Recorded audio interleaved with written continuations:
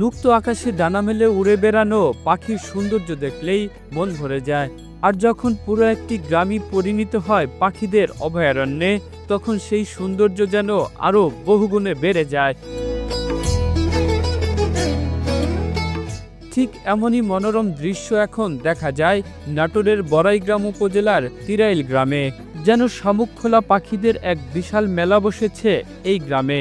প্রতিদিনই এই দৃশ্য দেখতে ভিড় জমাচ্ছেন দর্শনার্থীরা।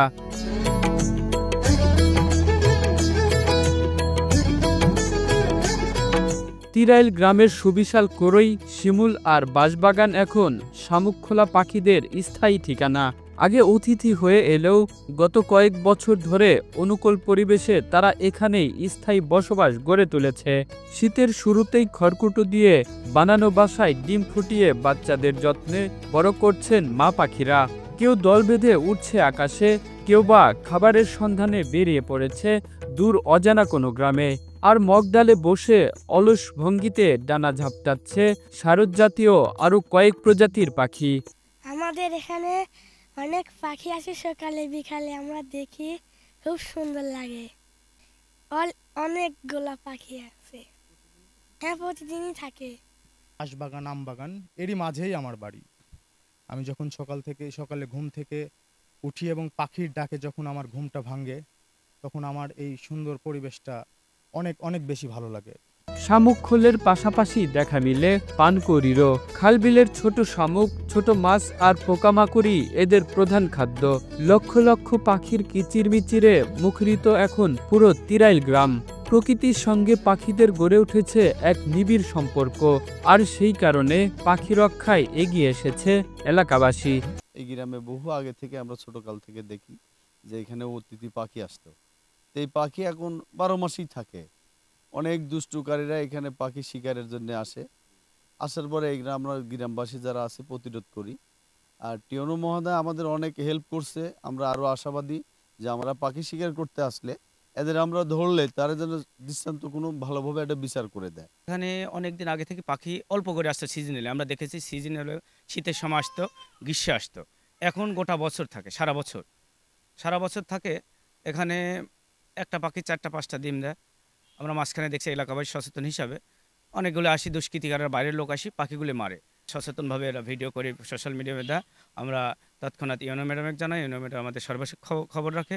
এবং বৃহৎভাবে আমাদের রেসিডেন্ট স্যার আসছিল গত কয়েকদিন আগে, এসে আমাদের এলাকা দেখেছে। সকাল বিকাল এলাকার লোকজন এসে এখানে দর্শনার্থী হিসাবে সবাই দেখে।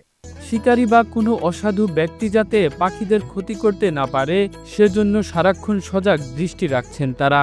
দূর দূরান্ত থেকে প্রতিদিনই মানুষ ভিড় জমাচ্ছেন এই অপার সৌন্দর্য দেখতে। এখন তিরাইল পাখি গ্রাম হিসেবে পরিচিত হয়েছে। দূর দূরান্ত থেকে বিভিন্ন মানুষ আসে, দেখাশোনা করে। তারপরে আমরা এলাকাবাসী আমরা এই পাখি সম্পর্কে সচেতন। আমরা কেউ অনেক সময় আসে বাইরে, অনেকে এই পাখি শিকারের উদ্দেশ্যে আসে। তা আমার এলাকার মানুষ এমনই সচেতন যে কেউ আসলে এরা স্বতঃস্ফূর্তভাবে তার প্রতিবাদ করে সেটা মারতে দেয় না।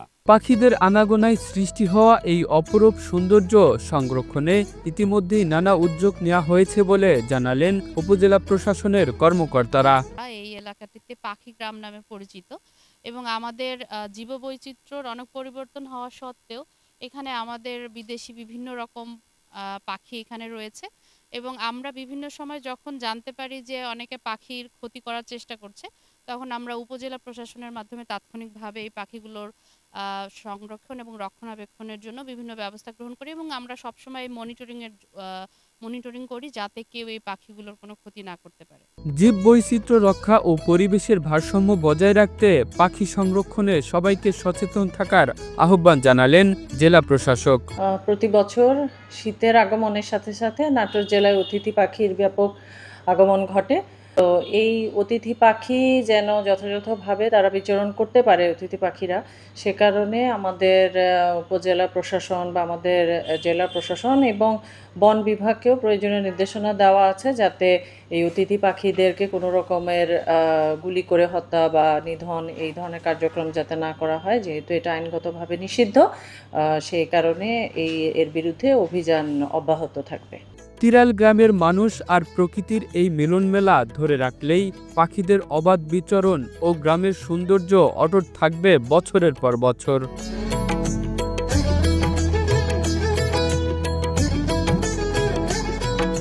Kamrul Islam, Asian television.